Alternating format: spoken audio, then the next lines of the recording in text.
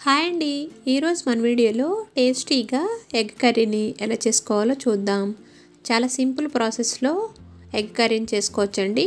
ఇది రైస్లోకి చపాతీలోకి చాలా బాగుంటుంది. పిల్లలు చాలా ఇష్టంగా తింటారు. లేట్ చేయకుండా వీడియోలోకి వెళ్ళిపోదామా.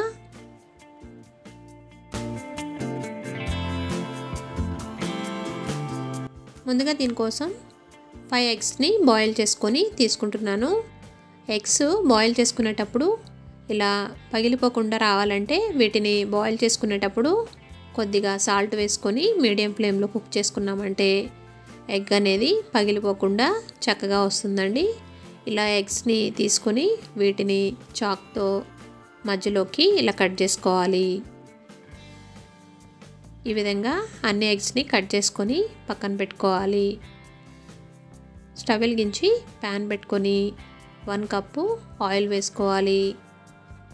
ఆయిల్ అనేది హీట్ అయిన తర్వాతే ఎగ్ని వేసుకోవాలండి. అప్పుడే ఎగ్ అనేది అంటుకోకుండా ఫ్రై అవుతుంది.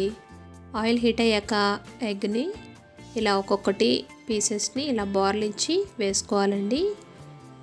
ఎగ్ అనేది ఈ విధంగా ఫ్రై చేసుకుంటేనే మనకి లోపల ఉండే ఎల్లో పార్ట్ అంతా చక్కగా కుక్ అవుతుంది. ఎగ్స్ అన్నీ వేసుకున్న తర్వాత దీనికి సరిపడా పసుపు, సాల్టు, కొంచెం కారం వేసుకోవాలి. ఎగ్స్ తినేటప్పుడు కొంచెం చప్పగా అనిపిస్తాయి కాబట్టి ఈ విధంగా ఎగ్స్ ఫ్రై చేసుకున్నప్పుడే వీటన్నింటిని కొంచెం ఎగ్స్కి సరిపడా వేసుకోవాలి. ఈ విధంగా వేసుకొని వీటిని ఒకసారి ఇలా కలుపుకోవాలి.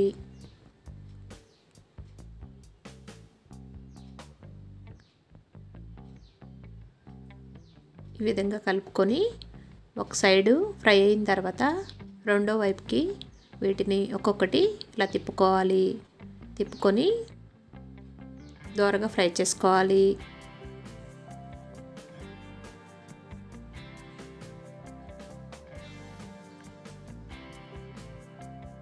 మనకి ఎగ్స్ అనేవి ఫ్రై అయిపోయినాయి. వీటిని ఒక ప్లేట్లోకి తీసుకుందాం.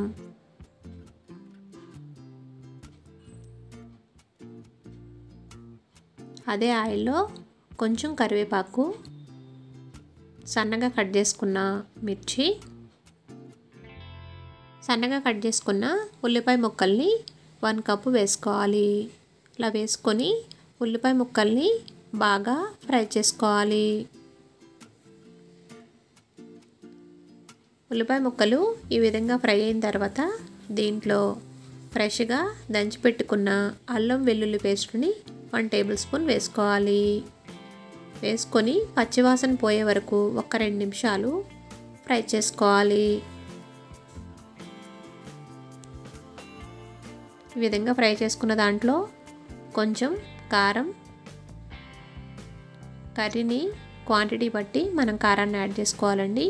కొంచెం కారం, ధనియా పౌడర్ 1 టేబుల్ స్పూన్, టేస్ట్ కోసం జీలకర్ర వేయించుకొని పొడి చేసుకొని వేసుకోవాలి. 1/2 టేబుల్ స్పూన్ వేసుకుంటున్నాను. ఇలా వేసుకొని ఈ స్పైసెస్ అన్నీ బాగా ఫ్రై అయ్యేటట్టు ఒక 2 నిమిషాలు ఫ్రై చేసుకోవాలి.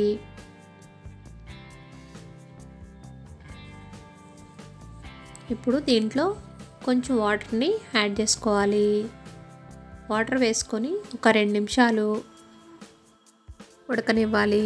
ఈ విధంగా ఉడుకుతున్న కర్రీలో మనం ముందుగా ఫ్రై చేసుకున్న ఎగ్స్ని ఒక్కొక్కటి ఇలా వేసుకోవాలి.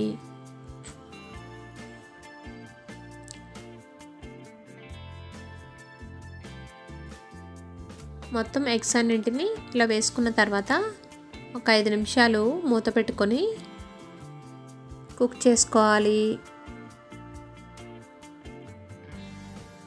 5 నిమిషాల తర్వాత మనకి కర్రీ అనేది రెడీ అయిపోయినట్లే. చివరగా కొంచెం కొత్తిమీర యాడ్ చేసుకొని స్టవ్ ఆఫ్ చేసుకొని సర్వ్ చేసుకుందాం. టేస్టీగా ఉండే ఎగ్ కర్రీ రెడీ అయిపోయినట్లే. చాలా సింపుల్ ప్రాసెస్లో చేసుకోవచ్చండి. ఇది రైస్లోకి, రోటీలోకి చాలా బాగుంటుంది. ఈ కర్రీ కూడా మీకు నచ్చినట్లయితే మీరు కూడా ట్రై చేసి ఎలా వచ్చిందో నాకు కామెంట్ సెక్షన్లో కామెంట్ పెట్టండి. వీడియో నచ్చితే లైక్ చేయండి, షేర్ చేయండి, సబ్స్క్రైబ్ చేసుకోండి. Thanks for watching.